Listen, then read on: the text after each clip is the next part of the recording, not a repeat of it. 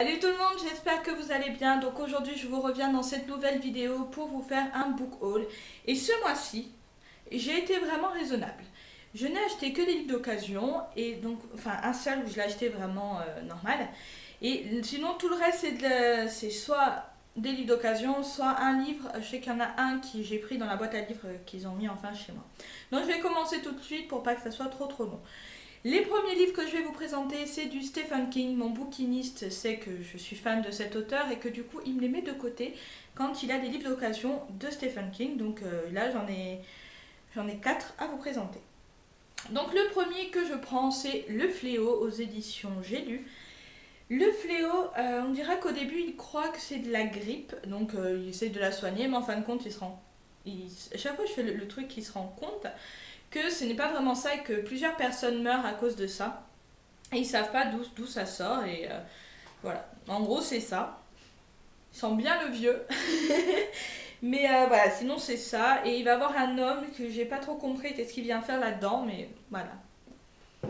Le deuxième, c'est Rêve et cauchemar aux éditions de livres de poche. Donc ça, c'est les dernières éditions, enfin c'est les dernières pochettes et je suis quand même assez contente parce que j'aime beaucoup les nouvelles pochettes qu'ils ont fait.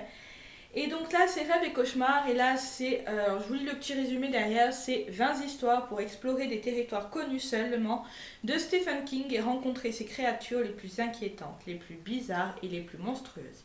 20 histoires qui vous prendront à la gorge, vous glaceront le sang ou vous procureront la désagréable impression que quelqu'un vous attend tapis dans l'ombre. 20 histoires pour empoisonner vos rêves et blanchir vos nuits, signées par le grand maître de vos cauchemars. Donc voilà, je me suis dit pourquoi pas, je ne l'avais pas, et puis comme je suis fan de Stephen King, je pense que ça va me plaire. Et les deux derniers, ce sont le tome 1 et le tome 2 de Dome. Oui, je les ai mis dans le bon ordre. De Dome. Donc Dome, c'est une ville qui s'appelle Chester Mill, dans le Maine, qui se retrouve du jour au lendemain entourée d'un champ de force en forme de dôme, donc autour de la ville, et plus rien ne passe, plus de téléphone, plus, je sais plus s'ils ont l'électricité, mais en tout cas voilà, plus rien ne passe dans cette ville et ils vont essayer de comprendre qu'est-ce qui s'est passé. Je sais qu'il y a une série qui est sortie l'année dernière, je crois. J'avais commencé à la regarder, elle était pas mal, mais sans plus. Donc j'espère que le livre quand même sera un petit peu plus captivant. Donc j'ai les deux tomes, et je sais pas s'il y en a d'autres, mais en tout cas, voilà, il faut que je me lance. Donc après, c'est des livres toujours d'occasion. Et là, on a appris avec mon copain Un bonheur insoutenable de Héra Levin, ou Lévin, aux éditions J'ai lu. Donc celui-ci, c'est en gros, on est dans un futur lointain. Un ordinateur contrôle le monde. Il contrôle aussi les naissances. Et il donne des médicaments aux êtres humains pour les empêcher, enfin les immuniser contre les maladies, mais aussi contre l'initiative et la curiosité. En gros, c'est juste des êtres humains qui se baladent et ils sont pas vraiment avec de la vie, quoi. Donc ça, c'est un livre. Ouais, c'est bien ce que je me disais. Il y a une page qui est déchirée. Donc ça me fait un petit peu chier parce que j'aime pas du tout. Voilà. Hein. Donc j'essaierai de mettre du scotch, mais pour le prix où je l'ai payé, voilà, ça me dérange pas. C'est une lecture que je vais faire avec mon copain. Donc je vous en reparlerai quand on va.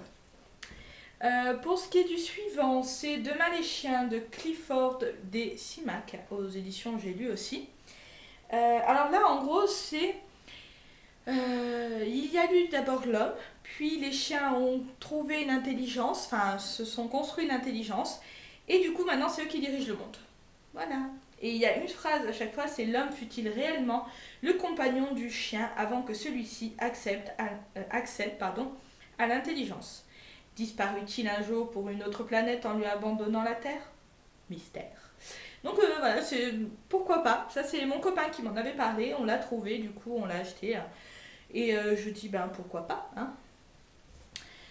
Le suivant c'est Livre de sang de Cliff Barker aux éditions J'ai lu. Celui-ci, je ne sais pas si c'est des nouvelles en fait d'horreur parce que derrière on voit que il y a des trains avec des marchandises un petit peu bizarres. On a une maison hantée. On a une énorme truie qui a un appétit monstrueux et exige des sacrifices humains. On a des géants sanguinaires. On a médium ou faux médium. Voilà, donc je sais pas si du coup si c'est des nouvelles ou pas, mais vu que j'adore tout ce qui est livre d'épouvante, d'horreur et de trucs qui peuvent vous faire un petit peu peur, je valide celui-là.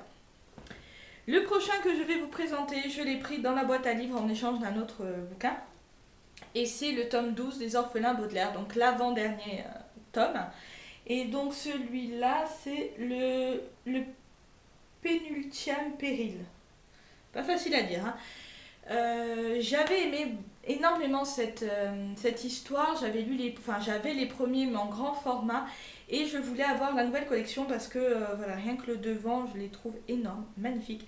Et donc quand je l'ai vu, je me suis dit pourquoi pas, voilà, comme ça je commencerai petit à petit la collection en essayant de les trouver d'occasion. Donc pour la petite histoire, c'est des enfants, trois petits enfants qui se retrouvent du jour au lendemain sans parents et qui sont un peu baladés de famille enfin c'est pas vraiment des familles d'accueil parce que c'est quand même de leur famille à eux, mais chez des oncles, des tantes éloignées qu'ils ne connaissent pas. Et il y a toujours le comte Olave qui essaye un peu de mettre les bâtons dans les roues pour qu'ils viennent vivre chez eux. Voilà, en résumé c'est ça.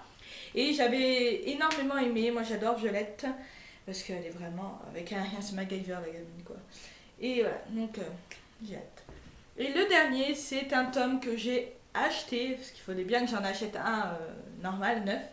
Et donc c'est à peine acheté, à peine lu. Et c'est donc Paranoia de Mélissa Bellevigne aux éditions Hachette, collection Black Moon. Et donc celui-ci, c'est une jeune fille qui est retrouvée à Londres dans un état assez désastreux. On va se rendre compte qu'elle est enceinte et que vu qu'elle arrête de s'alimenter, elle met un petit peu en péril son enfant. Elle est paranoïaque, enfin d'après eux, elle est paranoïaque et elle... comment on appelle ça? Pas bipolaire, schizophrène. Je dis pas de bêtises. Non, non, non, elle n'est pas schizo. Dans paranoïa et hallucination, pardon. Et du coup, bah, ils vont appeler une grande spécialiste qui est Lisa Ernest, donc qui est une grande psychiatre spécialisée dans ces cas-là.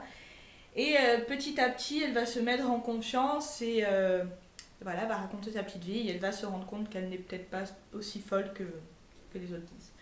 Donc c'est un livre que j'ai déjà lu et que du coup, je vous en parle dans une autre vidéo.